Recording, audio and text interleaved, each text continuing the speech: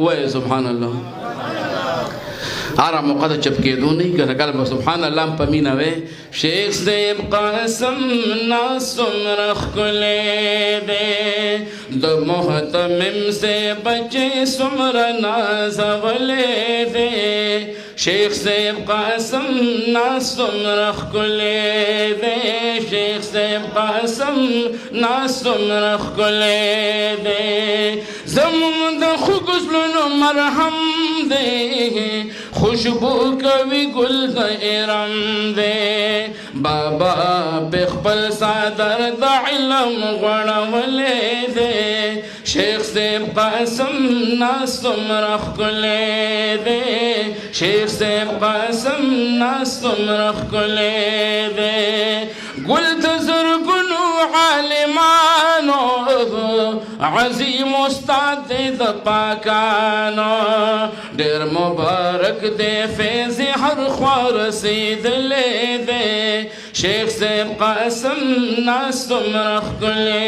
دې د محتمم سے بچے سمر نازولې دې شیخ صاحب قاسم ناسم رخ کله دې قسم دې ډېر پاک شخصیت دې خوري هر خواته برکت دې د حق په لار کې هر میدان ګټلې دې شیخ صاحب قاسم ناسم رخ کله دې سخ کله خوی د قدردان دې ښکار په واړه پاکستان دې د برکت په کورنۍ کې پاللې دې شیخ صاحب قاسم ناسم رخ کله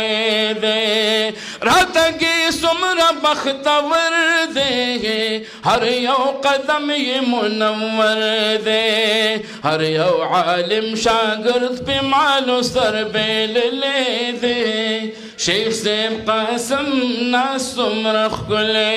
دې حکیم یا کله حکیم یاسب کلی رنا شو شیخ صاحب قاسم تشریف فرما شو پا دعا رنگ دنور پشان زلی دلی دے شیخ صاحب قاسم ناسم رخ کلی دے د محتمم سے بچے سمر نازولے دے شیخ صاحب قاسم ناسم رخ کلی دے یما حافظ عبدالسلام دا شیخ قاسم ادنا غلام دعا دا پارا دغا نظم میلی کلے دے شیخ صاحب قاسم ناسم رخ کلے دے دا محتمم سے بچے سمر نازولے دے شیخ صاحب قاسم ناسم رخ کلے دے بابا پہ خپل صادر دا علم غړولې دې شیخ صاحب قاسم ناسم رخ کلې دې دې نرستو مونږ تاسو چې چا انتظار کیو د پاکستان او خصوصا د صوبه خیبر پختونخوا د محدثین او مفسرین او ښکلا او ضلا او زینت دا امام الاولیاء حضرت محتمم بابا جی رحمت الله علیه په نقش قدم روان بچے د زرګونو او لکونو علماء د احادیث مبارک استاد د احناف د علماء دیوبند ترجمان او د خپل علمی عظیم حیثیت سره سره د ډیر ښکلي او ښایسته خوی مالک او خاون د دارالعلوم دیوبند ثانی شیرګل د احادیث مبارک استاد او د وخت کې راغی محتمم زمونږ د ټولو د زړه سر شیخ الحدیث حضرت مولانا محمد قاسم صاحب دامت برکاتهم العالیہ